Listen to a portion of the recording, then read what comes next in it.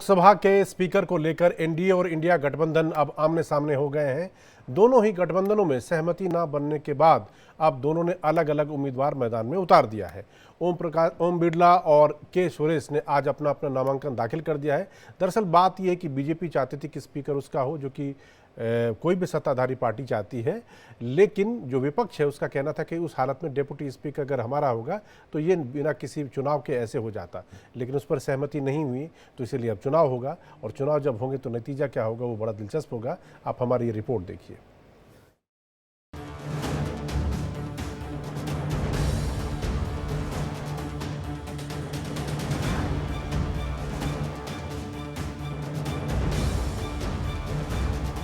लोकसभा अध्यक्ष को लेकर आम सहमति बनाए जाने की तमाम कोशिशों पर फिलहाल पानी फिर गया है।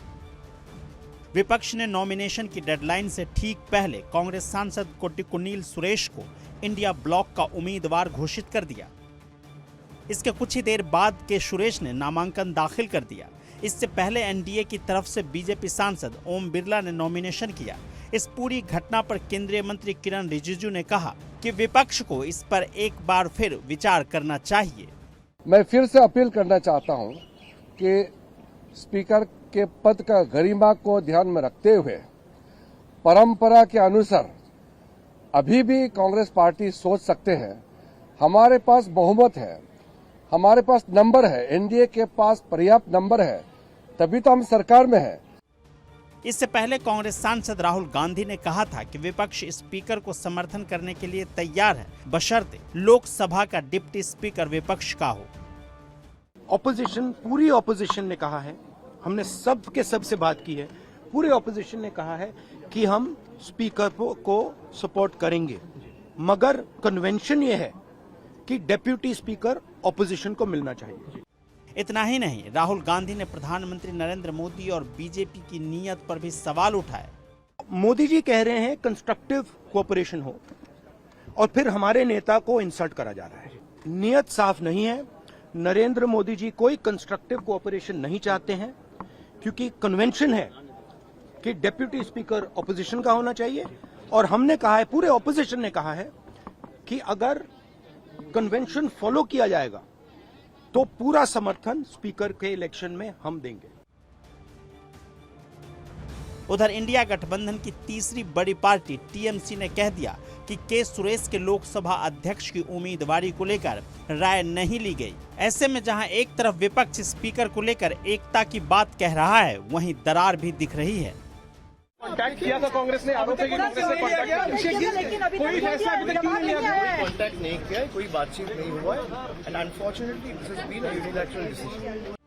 72 साल में तीसरी बार स्पीकर का चुनाव हो रहा है। इससे पहले 1952 में और 1976 में स्पीकर को लेकर चुनाव हुआ था। अब 2024 में तीसरी बार चुनाव होने जा रहा है। अब तक पक्ष और विपक्ष के बीच आम सहमति से ही स्पीकर बनता आया था। Bureau report, India daily. Lok Sabha speaker के चुनाव को लेकर नेताओं के अलग अलग बयान आ रहे हैं। कई नेताओं को यही नहीं मालूम है कि लोकसभा आज़ादी के बाद कितनी बार लोकसभा स्पीकर का चुनाव हुआ। सुनिए केंद्रीय मंत्री चिराग पासवान क्या कह रहे हैं। बहुत जगह पे इस बात को लेकर कन्फ्यूज़न है, जो हमने देखा दिन भर से, कि ये पहली बार हो रहा है ऐसा कि लोकसभा स्पीकर के लिए चुनाव हो रहा है। पहले उनका बयान सुनते हैं, फिर हम बताएंगे कि हकीकत क्या है।